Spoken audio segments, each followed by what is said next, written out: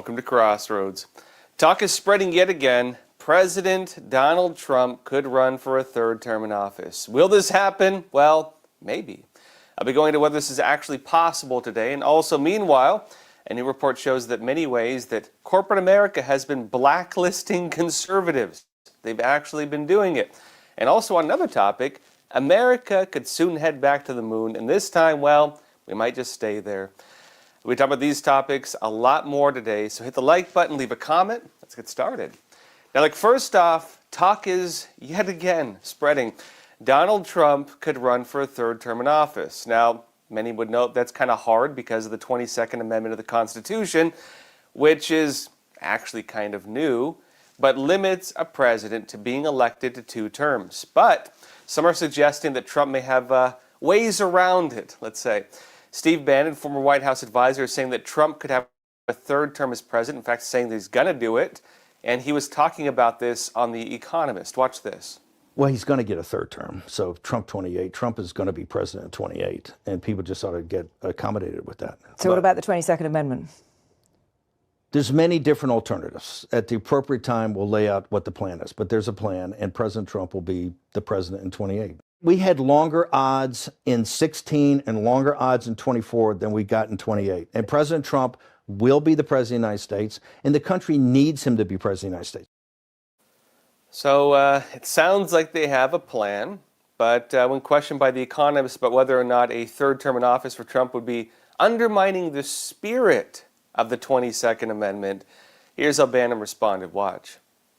If the American people, with the mechanisms we have, put Trump back in office, are the American people tearing up the Constitution? Would that be tearing up? Would the American people be going against the spirit of the Constitution, ma'am? The only way President Trump wins in 2028 and continues to stay in office is by the will of the American people, okay?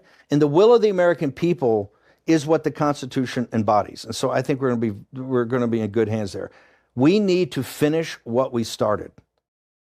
So the real challenge, well, as they mentioned, it's the 22nd Amendment.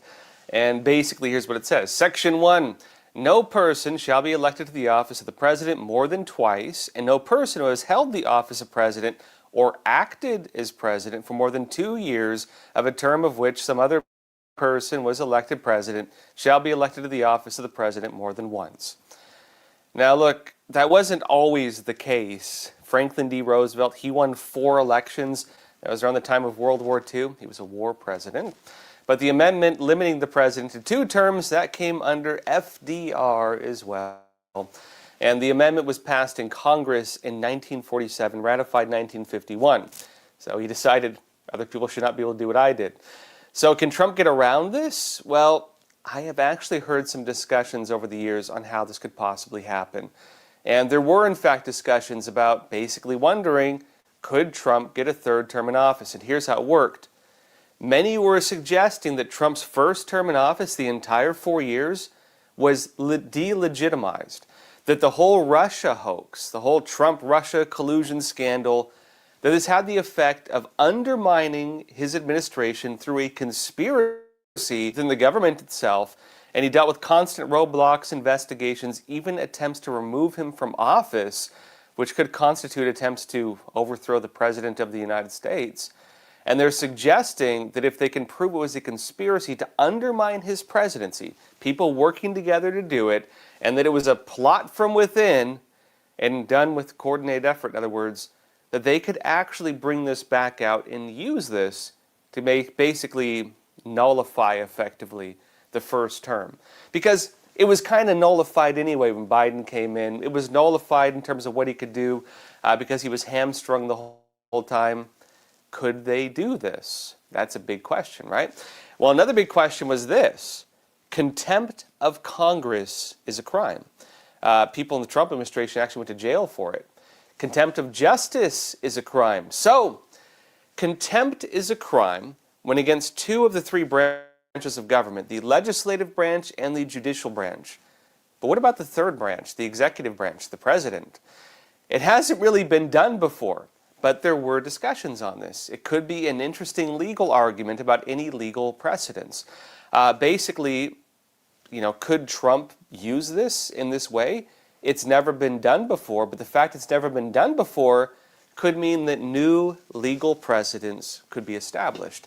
And so it would be up for interpretation. In other words, up to the court and up to probably the Supreme Court. And the Supreme Court, as of now, does lean a little more in favor of conservatives. And could contempt of the president also have the effect of saying, if they say, well, contempt of the president of the United States, conspiracy from within, could they say that the effect of this was a delegitimization of his entire first term in office? Well, that's a good question, right? That's a very interesting question to ask. Now, look, that's not just the only option here. Others are talking about easier ways. If Trump started a war, and I mean, frankly, right now, it looks like he's trying to avoid a war. Last I checked, he's trying to avoid getting pulled deeper into Russia, Ukraine. He's trying to avoid getting pulled into a full-scale war with Iran. He's trying to stop Nicolas Maduro in Venezuela from invading Guyana and starting a war in Latin America. And he's trying to, at least it seems, stop Xi Jinping from invading Taiwan. Last I checked, Trump is trying to keep us out of wars. But if there was a war, hypothetically speaking, maybe a foreign war or an internal war, maybe against terrorist factions working to undermine the basic order of the United States, being a wartime president, Trump could actually run again or cancel the elections. Game is over, right? There's also the possibility Trump could actually run as vice president. And this is kind of the more common analysis you hear going around. For example, J.D. Vance runs for president, or Marco Rubio. Trump is the running mate. Of course he's going to get the endorsement, right? Like, obviously. Trump says, I'm the most popular president ever, and he's the vice president. Come on, who wouldn't want that, right? He'd get in as vice president. He could stay in there as vice president, or the president could step down and then Trump becomes president. That's also another option. There were a lot of talks on this. Is that going to happen? It'd be kind of hard seeing Trump step to the sidelines for an election. I don't know. But there are some suggesting that. So, hey, we'll see. The point is that there are options. There are some ways Trump could get around this. They would be very difficult, and he'd probably face a lot of challenges, but they are there. Now, look, on another topic, the FBI is working to fight crime right here on America's streets. And I'll be talking about what exactly they're up to after we come back from a quick break. All right, just a pause here for a super quick moment. You are, of course, watching Crossroads with Joshua Philipp.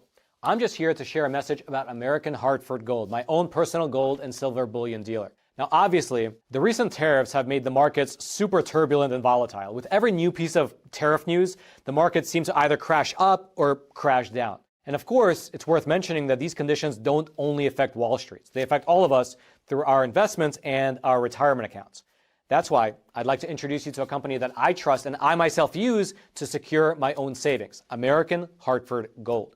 They specialize in helping Americans move our assets into something tangible, into something you can actually hold, which is physical gold and physical silver, two precious metals that act as a hedge against all those decisions being made in Washington, D.C.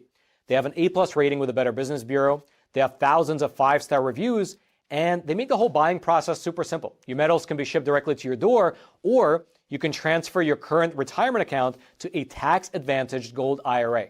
And the best part is that right now, American Hartford Gold is offering an exclusive offer. When you call them today and you mention the name Joshua, you could receive up to $15,000 in free silver with your initial investment. Take advantage of their special offer. You can either just call them at 877-260-2764 or text Joshua to 65532. All their information will also be down in the description box below. And now, back to Crossroads.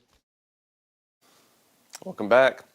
The FBI is working to fight crime on America's streets and to go after gangs and cartels. Just the News said this.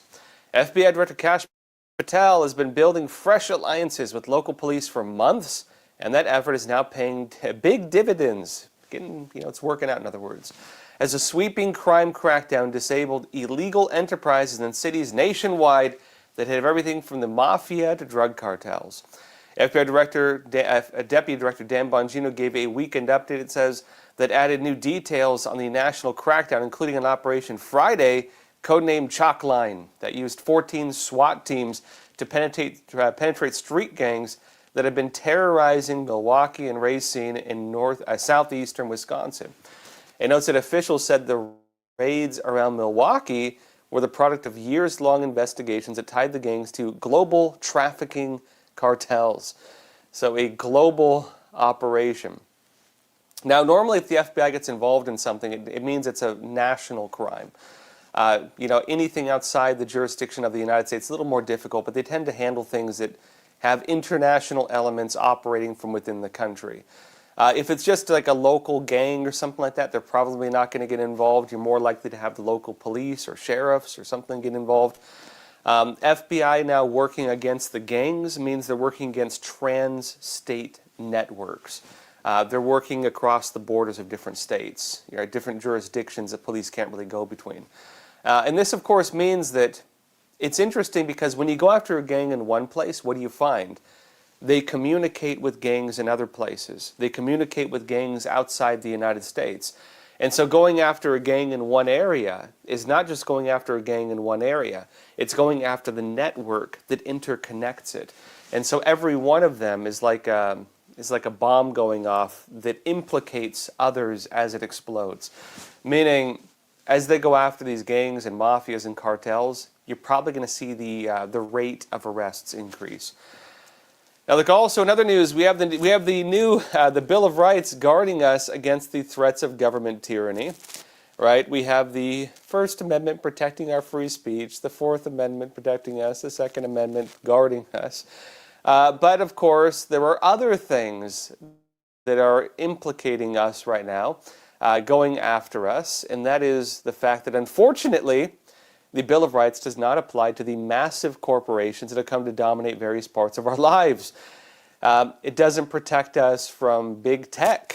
It doesn't protect us from mass surveillance systems that even sometimes have public-private partnerships, meaning they spy on you and then provide agencies with information they could not legally obtain themselves. Is that legal? I don't know. It should be looked at, frankly. But there's even a lot more to this. The idea that Americans are already under a de facto social credit system, whether you like it or not, and it's being run by banks, big tech, and mass surveillance. And a new report shows that the corporate American systems, they've been blacklisting conservatives. Conservatives with the American social justice system, the American social credit system, just like China's, operating within the private sphere, is actually already at work. It is already in place, and it's already targeting people. Daily Signal said this: hundreds of companies use the software company Benevity to connect with nonprofits, allowing employees to donate their time and money. But Benevity systematically blacklists conservative nonprofits, and those nonprofits are now speaking out. And they said, quote, "We, the undersigned organizations, urge Benevity to immediately end the use of the Southern Poverty Law Center's quote-unquote hate map and hate list in determining which nonprofits are eligible for corporate charitable giving and employee matching programs," reads a letter signed by 12 conservative groups and exclusively provided first to the Daily Signal. It notes that by relying on these partisan designations, Benevity legitimizes a severely biased blacklist that inspires violence, urges discrimination against mainstream organizations, and undermines the spirit of charitable giving, the letter adds.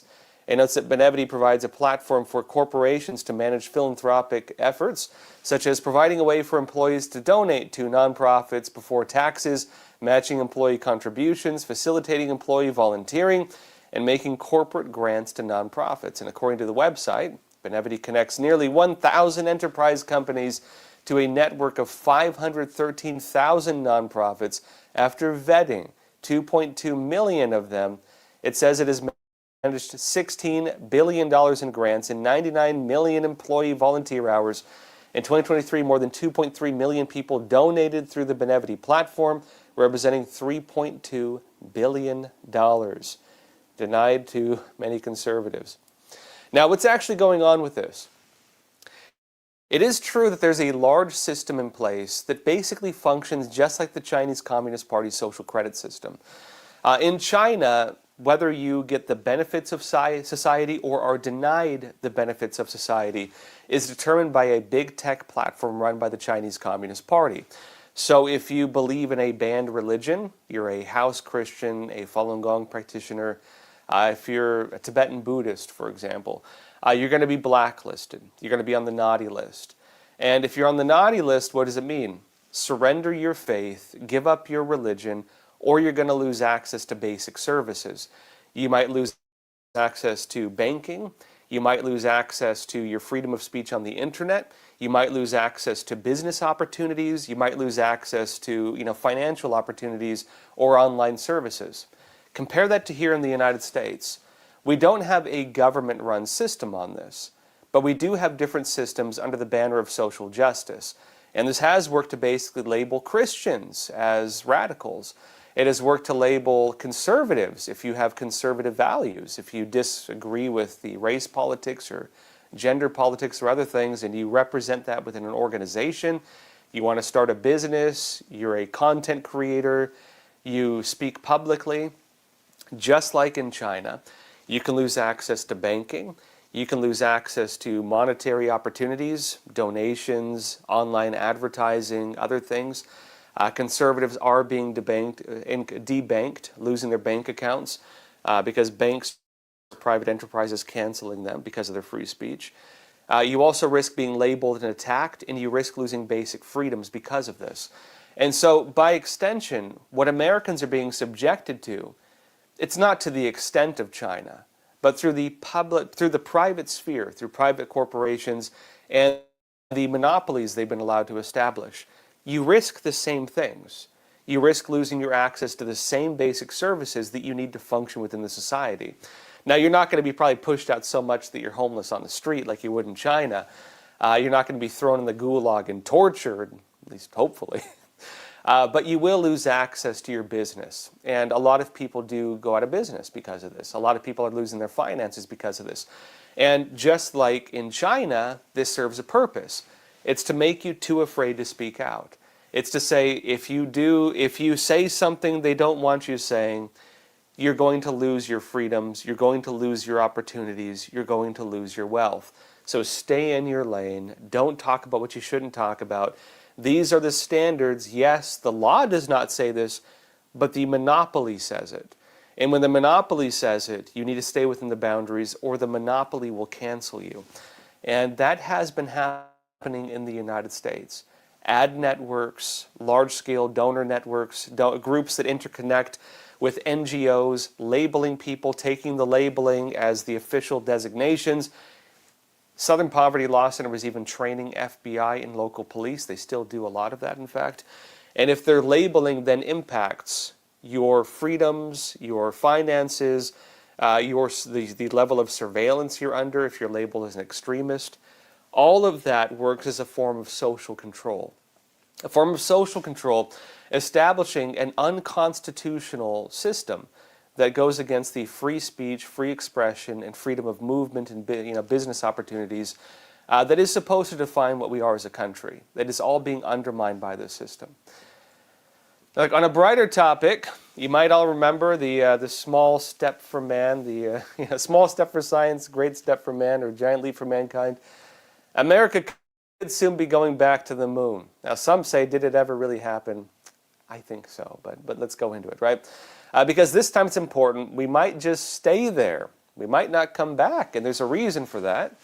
Now, Breitbart says this. Transportation Secretary and Acting NSA Administrator Sean Duffy said, quote, "When we go back to the moon, we are going to stay," when discussing the space program's upcoming manned Artemis launches. So, it's a one-way ticket, boys. Hope you enjoy it there. It notes that Duffy joined Fox Business on Thursday morning to share more about the Artemis II mission, which NASA recently said will launch a crew of 4 astronauts to fly around the moon as early as February 5th, 2026. Now, it notes this, that after Artemis II and Artemis III missions will land the astronauts on the moon's surface for the first time since NASA's Apollo program ended in 1972, Duffy said. When Artemis III, scheduled to launch sometime mid-2027, lands on the moon, Duffy said, "We're going to set up a base." So those astronauts will be visiting their new homes. They'll be lunarians. They'll be the first moon people. We think the first moon people, hopefully the first. Maybe they'll find out. And so the astronauts going there this time, why are they doing it? Why would you want a one-way ticket to the moon? Not exactly the luxury getaway most people think about. Well, basically, here's why it's happening. This is happening because it's free real estate. Okay?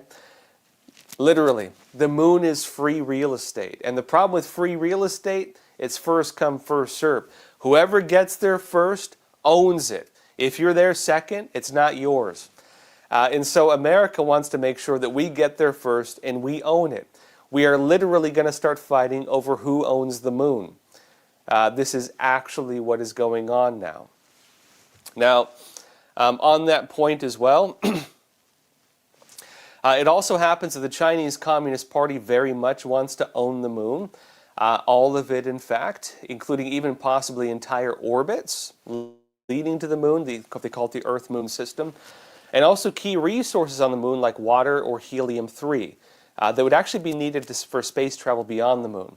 The issue you have with long-distance space travel is this. Breaking through the Earth's atmosphere requires huge amounts of energy. The initial propulsion you need to break out of the atmosphere, you have to have the detachable fuel system. It falls off, usually goes to waste afterwards. I know Elon Musk is trying to solve that.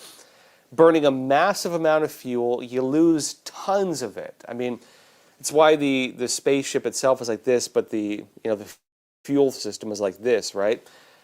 Breaking through the atmosphere, you lose all that, then you go to where you want. Once you're where you want, it's a little easier. If you were to do a space launch from the moon, you have a little more, you have a little resistance, but nowhere close to breaking out of the Earth's atmosphere. And so the thinking is if they can start up a launch site on the moon, well, that allows for travel to Mars, that allows travel beyond. And so everybody wants it. Now, what could you possibly use as power on the moon? Well, you could use hydrogen power, and they've now discovered water on the moon. So hydrogen could actually fuel these missions. You could also hypothetically use fusion energy. Fusion energy, as opposed to fission, nuclear fission versus nuclear fusion, is viewed as kind of the future super energy system. We're not there yet. Many countries are trying desperately to create it, to build it. But if you do that, you need helium-3. And it turns out the moon is pretty abundant with helium-3. So even for mining operations, even for example, Earth-based fusion energy, you need helium-3. The moon is going to be extremely valuable. The other side is defense. There's also what's called the Earth-Moon system. And it's the idea that whoever controls the Earth-Moon system basically controls the Earth, right? Who's going to be king of the planet? We are there in the timeline. We're there in the current timeline, folks. This goes back to even the Cold War. They're talking about the Star Wars program, right? Kennedy was talking about putting missiles in space, nuclear weapons in space. And that's important because ballistic missiles, which carry nuclear warheads, they travel into orbit, then they go down. That point where they go like this is the point where you intercept them. It's the point where they're slowest because they travel so fast they're very hard to intercept otherwise. So any interception needs that point of the ballistic missile. If you were to put a missile system in space, it's just drop and then boom. It's almost impossible to intercept. And so any kind of nuclear deterrence goes out the window. As soon as nuclear weapons are put in space, and they can be launched from orbit, right, like satellites, launched from orbit, any kind of nuclear deterrence comes to an end. The entire idea of mutually assured destruction, the entire idea of everybody kind of having their finger on the trigger and say, you do it, I do it, that's gone. This means that whoever wants to do it basically dominates the world. You own it. You are king of the planet if you do that. Even putting missile defense systems in space would have the same impact. Where again, the re-entry point of a ballistic missile, if your systems for defense are in space, it can intercept it directly. And so it's game over game over, it's done. That's who wins the space battle. Then, of course, they're talking about denial operations, where if China controlled, let's say, the Earth-Moon system, they could just say, hey, you're not allowed to go to the moon anymore. Hey, America, you're no longer allowed to go to Mars. Mars belongs to China, and everything beyond it belongs to China, and the moon belongs to China, because we control the transit point. Just like they're doing in the South China Sea, denial operations. They could say that we own this now, and you cannot step foot here. And that is one of the big concerns with occupying space, building bases on the moon, building bases in space. The big question is who owns it. It's a very big deal. Now look, on this point too, this is not just random talk. National Defense Magazine said this. It says, China's ambition to become a global superpower stretched to space. In 2015, China declared space a war-fighting domain. 9 years later, it established its own space force, the People's Liberation Army Aerospace Force, and it notes today the country is actively pursuing technology that threatens U.S. space superiority. Basically everything I discussed they're currently working on. It notes as well, in October 2024, Beijing released its first National Space Science Development Plan, a strategic blueprint for developing its space-based science and technology sector, an entire realm of research and development. General B. Chan Salzman, the U.S. Space Force Chief of Space Operations, said during a testimony to the U.S.-China Economic Security Review Commission in April that the plan lays out China's intent to, quote, surpass the United States in the space domain and become the world's preeminent space power. And as I mentioned, whoever controls space controls the Earth. It sounds crazy, it sounds like sci-fi, but anybody working in defense understands this, and this is how it's often discussed. The first person to weaponize space dominates the Earth. The first person to control these orbits controls Earth and space. And anything beyond the moon, if you control the moon, you control everything past it. So there's going to be a very big race on who owns it. Again, free real estate up for grabs, but not free for long. Limited time offer, first come, first serve, so come and get it. All right, folks, that said, questions, comments, anything you want to talk about, leave it in the chat. Let's jump into some questions. And those of you wondering, I'm on the road right now doing some reporting. Excuse me. You're saying, first question, Martin McKenzie.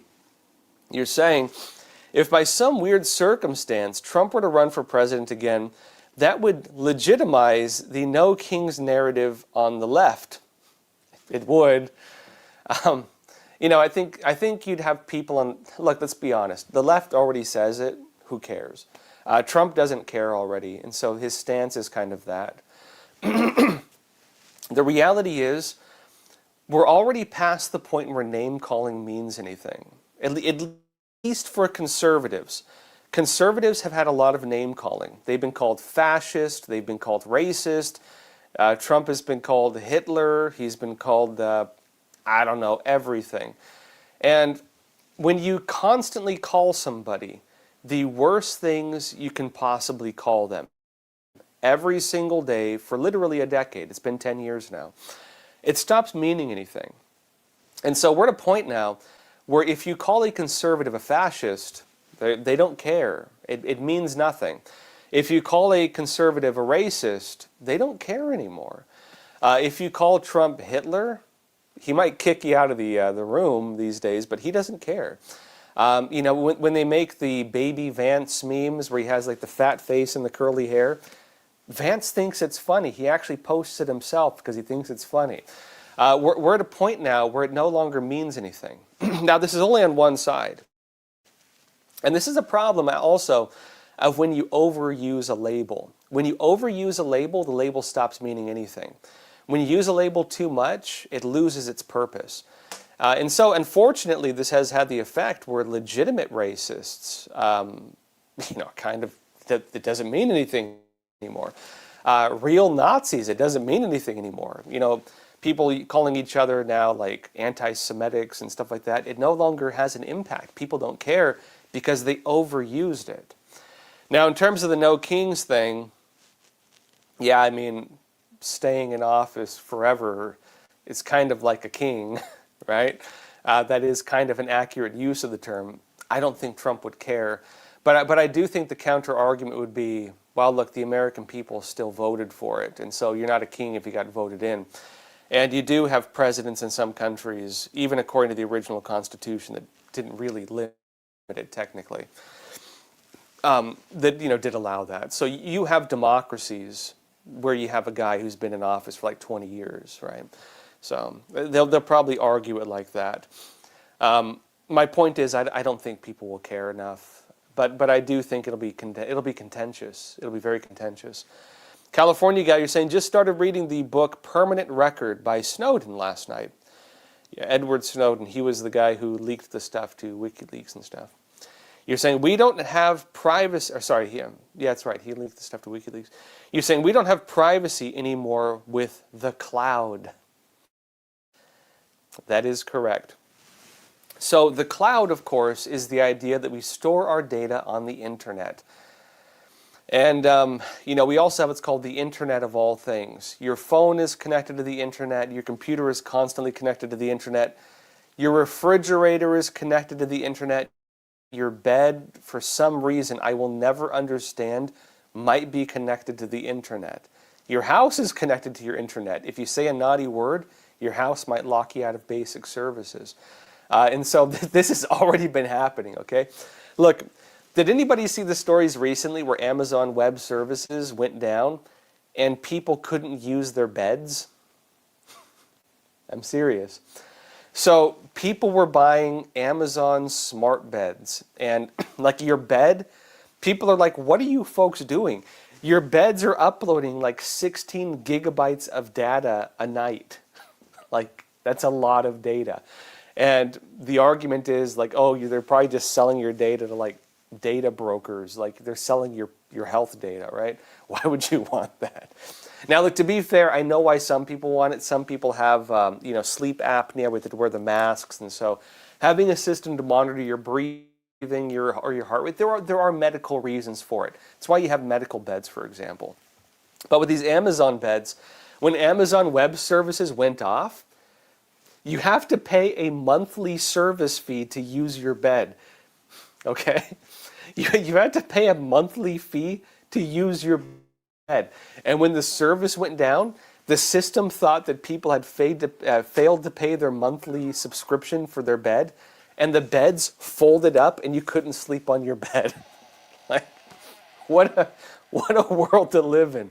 I'm sorry, citizen, you forgot to pay your monthly bed fee. No bed for you this month. Better luck next time. Anyways, people are doing it. The main idea is we're at a state now where everything is connected to the internet. Everything is collecting data on you. Everything is relaying data. And even aside from that, we tend to store all of our data on the internet. Our family photos, our banking information, our tax forms. How many of us have submitted Social Security information because we have to do like a government service? How many businesses if you have a job, does your workplace digitally submit your work information, your Social Security number, everything else? Yeah, they probably do. Meaning, everything you do, every opinion you have, you submit it to the internet. Every political viewpoint you have is known by big tech. Everything you search for on the internet, every website you browse late at night is known by your web server. Your phone company knows every person you talk to. The companies that run these systems, that maintain these chat platforms, yeah, they say they're encrypted, they say they're secure. They are to an extent. They're not. None of them are. Remember that Tucker Carlson actually said that he found that his Signal chats were being monitored, and they were even leaked to the media because there were allegations he was trying to interview Vladimir Putin, right, the president of Russia.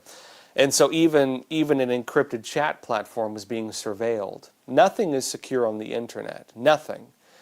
And it is at the point now where they even have artificial intelligence to sift through everything. It used to be the case like, okay, yeah, everything is on the internet, but unless you say something or do something wrong, right? Unless you're talking about something crazy, you're probably okay, right? You're probably not going to go to jail. Unless you do something seriously wrong, there's no reason to ever put a red flag up and investigate you.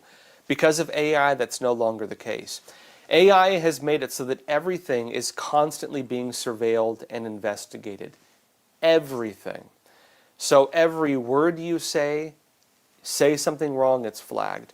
Every financial action you take, the IRS, AI systems that monitor it, red flag immediately. Nothing goes through the grand sieve, right?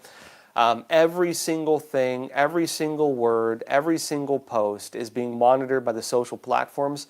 Instagram, Facebook, Reddit, whatever it is, AI systems monitoring for problematic content. And if you say anything overly wrong, they have to report it to law enforcement. So there is no privacy on the internet. No such thing.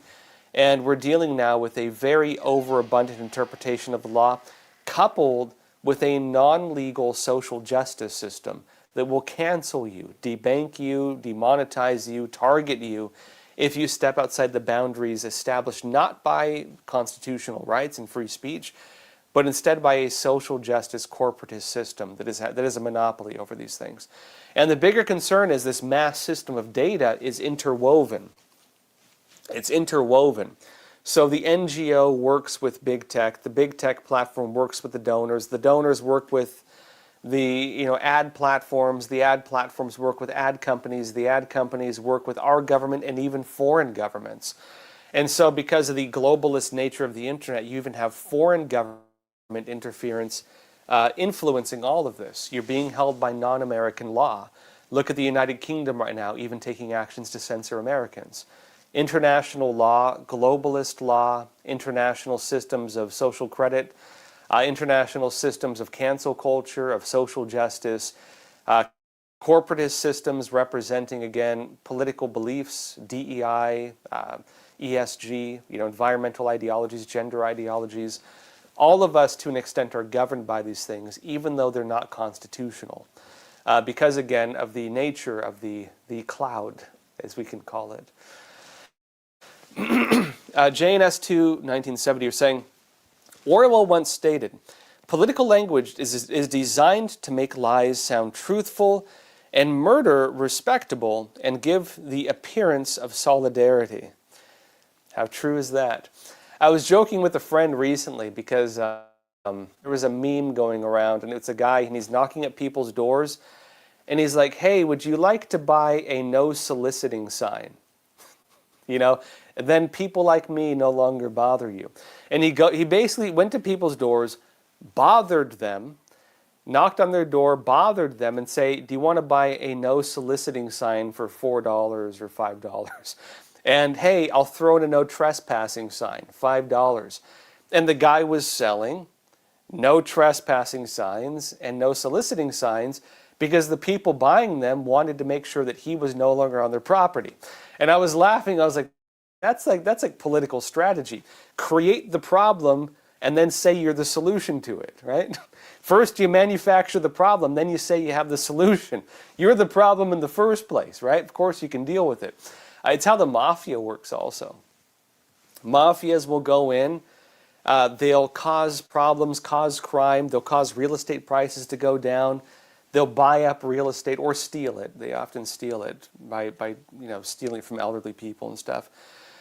They cause the property prices to go down when they create crime.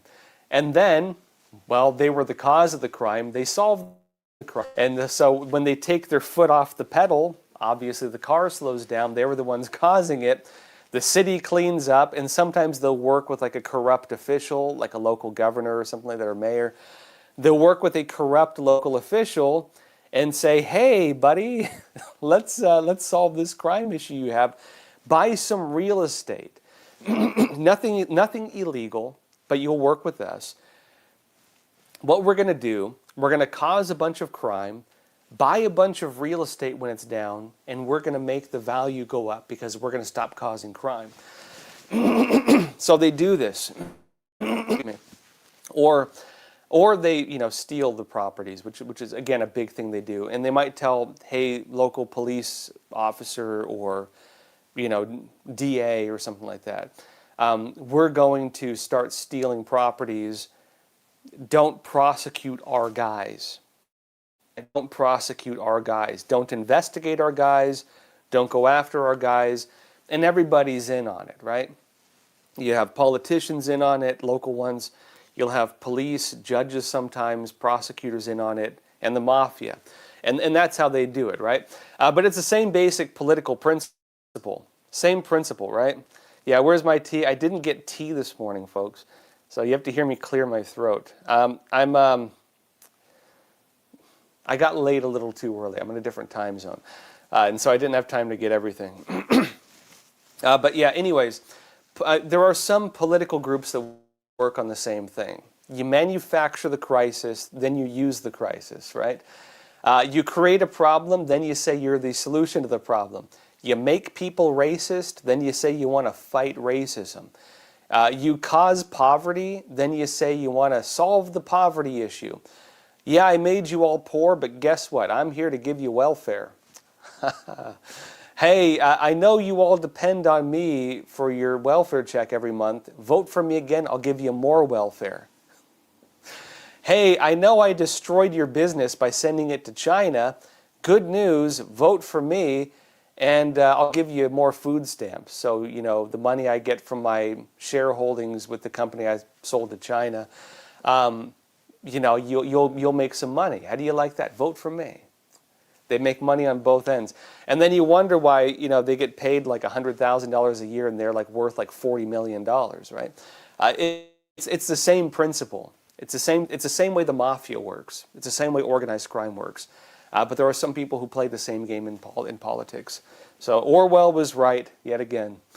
Ashley from California, you're saying, so now instead of a space race with the USSR, we're in a space race with the CCP. Why is the space race always with communists? Because the communists wake up every night and their little commissar says, gee, what are we going to do tonight? And the communist leader says, the same thing we do every night, try to take over the world. And that's what they do every single day. Every single day, as tiring as it gets. And so the people who, of course, don't want the communists to take over the world then have to do something about it, as much as we would like to not have to deal with these things. And such is life. We've been playing this game since the Cold War. And so the cycle repeats itself yet again. Seymour Butts, you're saying, as a salesman, whenever someone would point out their no soliciting sign, I would simply say, what is soliciting? I like that. You're like, I'm not soliciting, I'm offering. I'm not soliciting, I'm bringing solutions, buddy. I'm here to help you. I'm your neighbor. I come from this community too. I've known some pretty good sales guys, right? I've known some pretty good sales guys. That's a good one though, Seymour. What's soliciting? I've never heard of that word before. Anyway, Jeremy Barker, you're saying USA created China CCP. We allowed it to thrive through trade deals and allowing them to make and steal our technology. Jeremy, that is unfortunately true. The United States does share some responsibility for building the CCP into what it has become. Now, you could argue the creation of the CCP was a lot of different forces. End of World War II, Japanese occupation pushed out. MacArthur, the head of the Navy, the U.S. Navy at the time, controlled Eastern China. So Eastern China was under U.S. control. And of course, he made the Emperor of Japan bow to him, right? I bow to no man, you bow to me, little guy. That's what happened, right? Unfortunately, when America occupied Eastern China, which, they were an ally at the time, they'd been fighting the Japanese, the Kuomintang, the KMT, was the main government. The CCP was a rebel force. And basically what we told them, MacArthur and otherwise, is stand down. The last thing you want right now is a civil war. You just got out of a war. Let's move towards peace. Let's not start another war. The KMT said, yeah, let's do it. Good idea. The official real government of China the one that has the mandate of heaven, as some would say. The one that was official said, okay. The one that did not have the mandate of heaven, the Chinese Communist Party, said no. And so the CCP, while there was peace, basically rebuilt its forces, built up a fighting force, and then launched a civil war against the KMT. You could argue part of the reason that happened was because the United States told the KMT, hey, don't kill them, let's have peace. We bear partial responsibility for that. The KMT then fled to Taiwan, and they were the official recognized government of China by the United States. The CCP was regarded as the unofficial government that lasted until the Carter administration. And when Carter sold out the United States in many ways, including that, we stopped recognizing the KMT as the official government of China. So thank you, Carter, for doing yet another terrible thing to this world. And so what else happened, right? What else happened? So after the CCP came up, Cold War, we're fighting the Soviets, you have the global communist revolution, you have the Communist International, the Comintern, they're starting revolutions all over the place, civil wars all over the place, guerrilla groups all over the place, they're training them, they're launching genocides, horrible stuff. America's trying to fight it. We get called the bad guys for trying to stop people from genociding, random civilians. And we get called baby killers, and then people falsify reports because the media in America is controlled by the communists too, right? They are. And so the communists in America work to cover it up and lie about the United States, and America's made to look like the bad guy. The Soviet Union collapses, the lying media, the communist media told you it would never happen, and then they say, oh, however could this happen? And then America, of course, then says, okay, time to move forward. Communism is over. Just like World War II, let's move on, guys. I'll help you all build your countries, but let's move on. America built Japan into one of the dominating world powers. America built South Korea into one of the dominating world powers.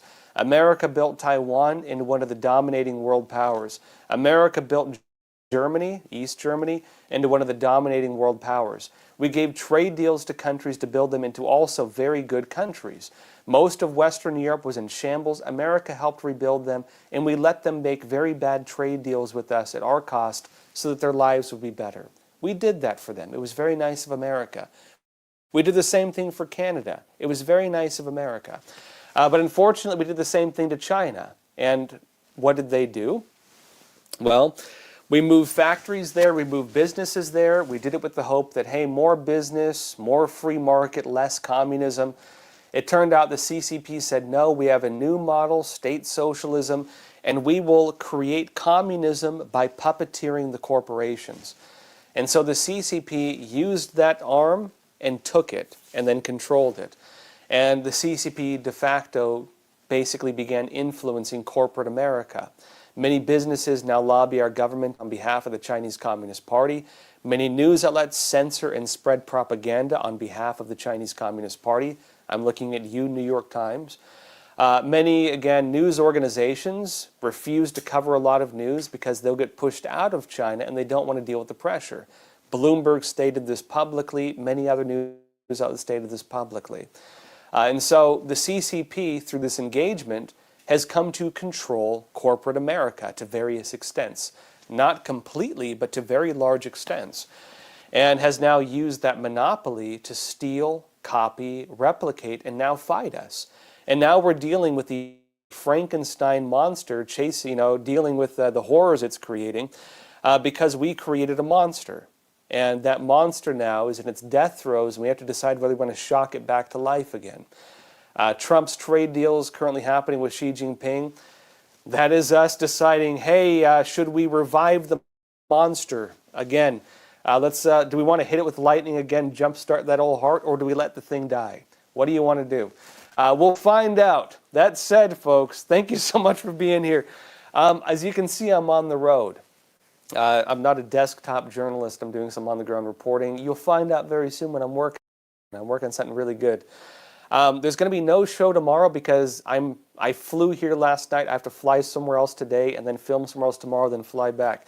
And unfortunately, because of a long drive, I'll be in the car at the time when I need to do the show, so I can't do the show tomorrow.